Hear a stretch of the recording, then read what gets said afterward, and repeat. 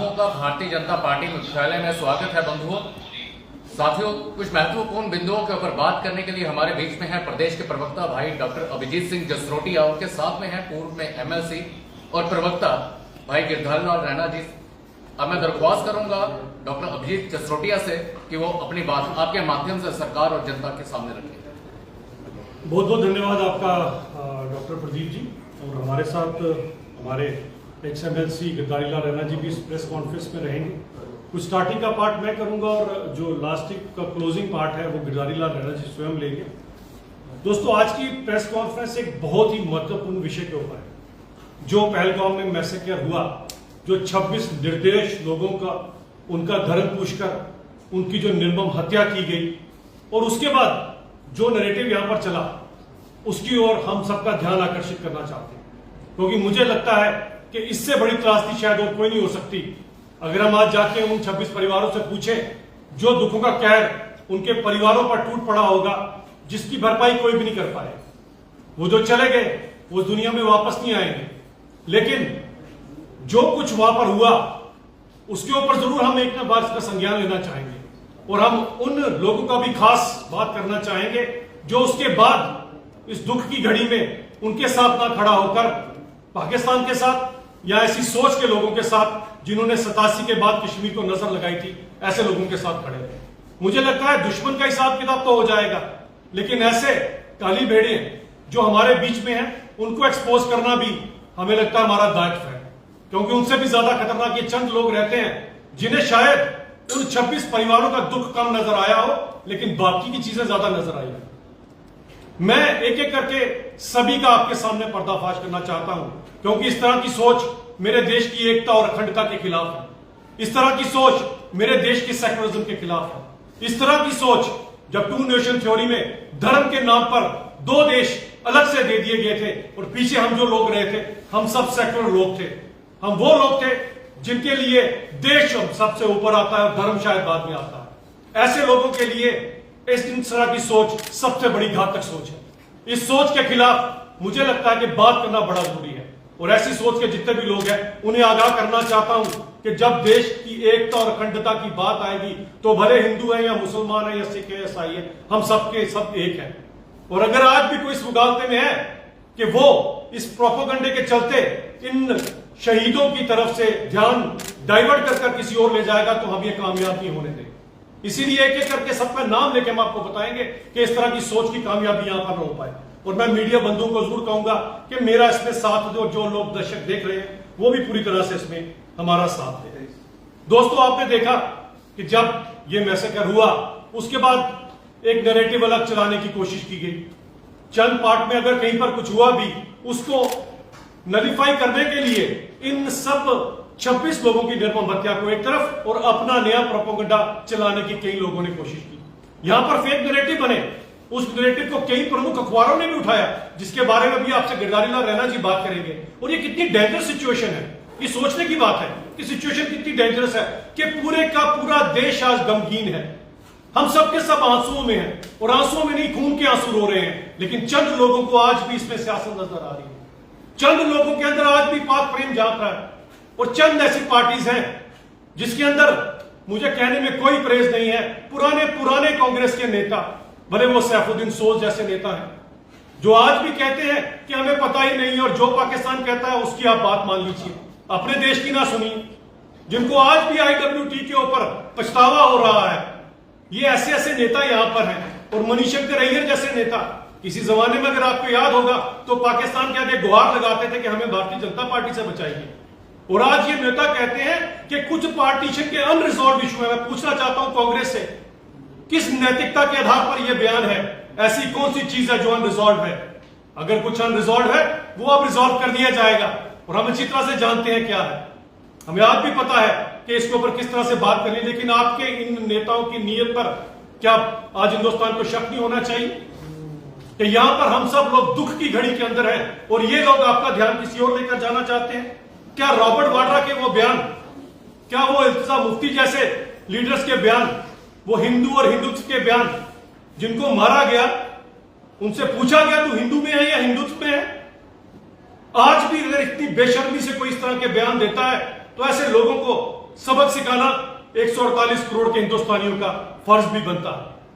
क्या वैसे नेता, भले वो सज्जाद शाहीन जैसे नेता हो, जो आज भी वार्तालाप की बात करते हैं, जो आज भी बातचीत की बात करते हैं, मैं नेशनल कॉन्फ्रेंस के ऐसे नेताओं को भी सचेत करना चाहता हूं, क्योंकि यही सोच थी जिसने एक अमन सुकून वाला कश्मीर, क्योंकि 1987 के पहले के अगर आप पुलिस स्टेशन का रिकॉर्ड निकाल कर देखेंगे तो सबसे बड़ी खबर होती थी कि लाल चौक में चाकू निकल जाता था।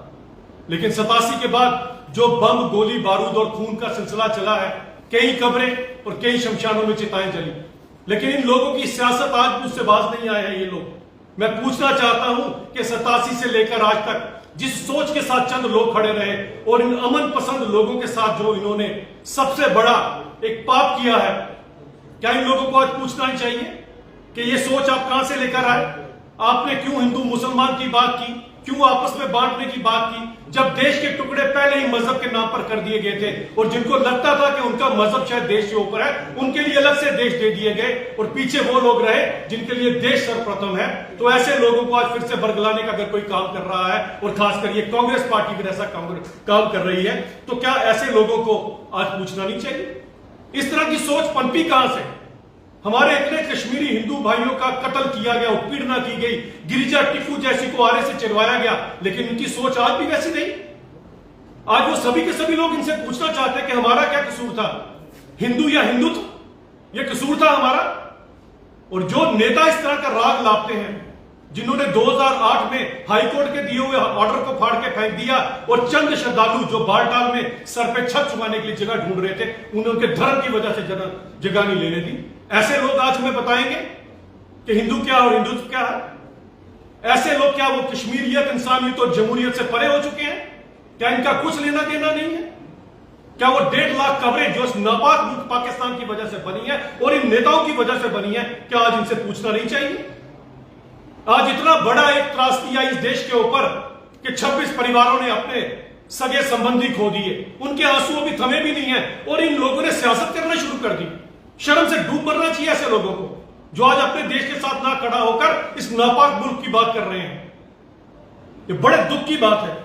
मैं पूछना चाहता हूं, जो यहां के कांग्रेस के चीफ है तारिक हमीद करार साहब, जो चंद चैनलों को कह रहे थे मैं आपको इंटरव्यू में नहीं दूंगा, मैं उनसे पूछना चाहता हूं उनके ख्यालात को माना जाए, उनकी पार्टी के ख्यालात को माना जाए, या वही बात कर रहे हैं, लफ्ज कुछ और है, सोच पार्टी की है, हम इस तरफ सोचें। मैं पूछना चाहता हूं सीतारमैया जी से कि उन्होंने जिस तरह के कल बयान दिए, मैं इनके बाकी नेताओं से पूछना चाहता हूं जो कहते हैं कि टेररिस्टों के पास इतना समय कहां पर है कि वो किसी का मजहब पूछें। वो जो लोग चशमदीद वहां पर बैठे थे, उन्होंने जो बात की वो सच नहीं है, इनके सीतारमैया जी की बात सच्ची है। जिसने कहा कि कपड़े उतार कर इनके साथ इन्हें मारा गया, इनसे गोलियां मारी गई, आज कहते हैं कि वो भी समय नहीं था। ऐसे लोग आपको किस तरह नजर आते हैं? ऐसी सोच कहां से पनपती है इस देश के अंदर? और मैं कांग्रेस से और कांग्रेस के नेताओं से पूछना चाहता हूं कि आप है किस तरफ, हमें यह तो बताएं, क्योंकि मुझे शक है अगर ख्वाजा आसिफ जैसे लोग चुनावों में आपकी वकालत कर रहे थे, यह कह रहे थे कि कांग्रेस को जिताएं, जिनके प्रवक्ता ख्वाजा आसिफ जैसे लोग हो, ऐसी पार्टी से आप और उम्मीद भी क्या रख सकते हैं, क्या तवक्को रख सकते हैं? क्या थोड़ी भी लज्जा नहीं है आप लोगों में? पूरा देश आज खून के आंसू रो रहा है और आपके चंद नेता इसके ऊपर सियासत कर रहे हैं। अब मैं गिरधारी लाल रैना जी से रिक्वेस्ट करूंगा कि एक वीडियो जो वायरल हुआ पिछले दिनों, जहां से आपको पता लगेगा कि प्रोपेगेंडा और ये नेफेरियस डिजाइन किस तरह से किया जाता है, वो वीडियो भी हम आपके साथ शेयर करेंगे, आपको दे दिया जाएगा। लेकिन आप उस वीडियो को ये जरूर देखिए कि इसके अंदर कितने कैसे स्ट्रेटेजिकली इस पूरे के पूरे 26 लोगों की शहादत को कमजोर करने के लिए या उसकी तरफ से ध्यान बढ़ाने के लिए ये लोगों ने ये नेफेरियस डिजाइन प्लॉट किया था। बहुत बहुत धन्यवाद अभिजीत जी, और आप मीडिया बंधुओं का भी बहुत आभार। जैसे बताया गया कि एक नैरेटिव की लड़ाई है, और नैरेटिव किसके? देश और इकोसिस्टम के, इकोसिस्टम जिसके तार बाहर तक जुड़े हुए हैं। दो चीजें हुई है जिसको हमको ध्यान में देना चाहता है, जो अभिजीत जी ने कहा उसके साथ साथ ही पहली बार कश्मीर में जेन्युइनली लोग जो मनु में था और गुस्सा था, जो इसके प्रति जो घटना घटी, जो अमानवीय बारबरी घटना जो पहलगाम में हुई, उसके प्रति जो अंदर रोष था उसको एक्सप्रेस करने की कोशिश की, जो 2019 के बाद का परिवर्तन दर्शाता था। इन लोगों में जिन्होंने ये नैरेटिव गढ़ने की कोशिश करी, उनका डर था कहीं कश्मीर के लोग बाहर जोग दर जोग न निकले और कैसे टेररिज्म के खिलाफ ना बोले और इनकी भी वहां पर जवाबदेही ना हो, इसलिए उन्होंने एक नया नैरेटिव गढ़ने की कोशिश की। नैरेटिव एंटी कश्मीरी बनाने की कोशिश, कश्मीरी वर्सेस रेस्ट बनाने की कोशिश की और जो दर्दनाक घटना थी उसको बुलाने की कोशिश हुई। वास्तविकता यह है, किसी ने भी देश में कभी भी कश्मीर के या कश्मीरियों के बारे में क्वेश्चन मार्क नहीं उठाया। लेकिन जब आसिफ मुनीर जैसा पाकिस्तान के आर्मी चीफ जब बोलते हैं कि हिंदू और मुसलमान साथ नहीं रहते हैं और उसके कुछ दिनों बाद जब यह घटना होती है कि हिंदुओं को चुन चुन कर मारा जाता है, इस घटना को सही परिप्रेक्ष्य में उठाए बगैर कोशिश करी गई कि यहां से अटेंशन डाइवर्ट हो, क्योंकि कश्मीर का आम व्यक्ति भी इस घटना को समझता था, इस घटना की वास्तविकता को समझता था। इसलिए वो सिस्टम जिन्होंने 1990 में भी ये कहा कि मुझको कहा, जो मैं खुद विस्थापित हुआ, मेरे को वहां से निकाला गया, मुझे कहा कि तेरे को पता ही नहीं तू क्यों निकला, तेरे को तो जगमों ने निकाला। ये जो इकोसिस्टम है उसको एक्टिवेट करके कोशिश करी गई। ऐसे पुराने वीडियोस, जिस वीडियो की बात अभी इन्होंने बताई अभिजीत जी ने, पुराने लोगों कुछ घटनाओं का जिक्र करते हुए यह दर्शाने की कोशिश करी कि जैसे जो देश भर में कश्मीर के स्टूडेंट्स के साथ ज्यादती हो रही है, बिना फैक्ट्स को चेक किए हुए, बिना सच्चाई को जाने हुए, बिना सच्चाई को जानने की कोशिश किए हुए यह कोशिश करी गई कि नैरेटिव शिफ्ट हो जाए और यहां की सरकार ने भी, अगर आप देखेंगे, अपने मंत्रियों को देश के अलग अलग जगहों पर भेज दिया। ठीक है, किसी भी ऐसा स्टूडेंट जो कहीं पर पढ़ाई कर रहा है उसके साथ ज्यादती नहीं होनी चाहिए, और देश में सरकारी जितने भी सरकारें हैं उन्होंने एश्योरेंस भी दी थी और उन्होंने उसके लिए कड़े कदम भी उठाए थे। लेकिन हम नैरेटिव की बात कर रहे हैं कि यहां पर जो 22 अप्रैल को जो घटना घटी उससे ध्यान हटाने का जो प्रयास हुआ है उसकी हम निंदा करते हैं और वापस बुला लेते हैं कि एक बहुत ही बड़ा, वास्तव में कई बार टूरिस्ट्स पर भी हमला हुआ है, लेकिन जिस स्केल से, जिस तरीके से, जिस घटनाक्रम से यह हुआ वो शायद अद्वितीय था। जो ये कहीं छत्ती सिंहपुरा, नाड़ी मर्ग, वंदहामा जैसा एक हत्याकांड था जिसमें आपने जो इनोसेंट लोगों को इस तरह से उनकी हत्या करी कि जैसे विश्वास ही नहीं किया जा सकता ऐसे कि ऐसे ह्यूमैनिटी में नहीं। और कांग्रेस या उसके जैसे उनके जो अलायंस जो पार्टनर्स हैं वो कोशिश कर रहे हैं कि कहीं इसमें जो सही इसके पीछे है, खासकर हमारा पड़ोसी मुल्क नापाक देश, उसकी तरफ कोई कार्रवाई ना हो, इसलिए उस भारत के उस रिजॉल्व को डाइल्यूट करने की कोशिश करी जा रही है। हमारा ये कहना है कि जनता को समझना चाहिए और खासकर देश में तो है ही है, कश्मीर में भी लोगों को समझना चाहिए। ये वो लोग हैं जो झूठ बोलकर अपना उल्लू सीधा कर रहे हैं, खुद को पावर में रखने के लिए कुछ भी कर सकते हैं। वास्तविकता समझिए और ये जो इतनी बड़ी घटना हुई है उसके विरुद्ध में अपना जो जिस प्रकार से आपने पहले दिन प्रेशर किया उस ढंग से करिए और उसके भर्त्सना करने में, उसको कंडेम करने में खुलकर सामने आकर अपनी बात को रखिए। आज 2019 के बाद हालात बदले हुए हैं, आपको किसी से डरने की आवश्यकता नहीं है। जो वास्तविकता है उसके साथ खड़े हो जाइए और देश में भी उस घटना को भूलने का प्रयास नहीं किया जाएगा, ना अलो किया जाएगा कि वो दर्दनाक घटना घटी जाए और उसमें जो चाहे डायरेक्टली चाहे इनडायरेक्टली इन्वॉल्व हो उसको सजा मिले। इस प्रकार की देश की जो रिजॉल्व है वो पक्का पूरा होता हुआ रहेगा। और ये जो फेक जो वीडियोस बनाने वाले लोग हैं उनको भी वार्न कीजिए, उनके खिलाफ सरकार को कड़ी से कड़ी कार्रवाई करनी चाहिए। पुराने वीडियोस निकालकर क्यों वो उत्तेजना करते हैं और इकोसिस्टम में जिस प्रकार के, चाहे वो वायर हो, आउटलुक हो जाए, इस प्रकार के जो न्यूज मीडिया हाउसेस है वो उसको और बढ़ावा दिए विदाउट चेकिंग कि सच्चाई क्या है। हम उनको भी ध्यान में लाना चाहते हैं कि भाई आप भी कानून से बालातर नहीं है और फिर आप, जैसे कल भी बात आई थी कि आप टेररिस्ट को मिलिटेंट बताएंगे, ये अब इस देश में नहीं चलेगा। टेररिज्म खत्म होकर ही रहेगा।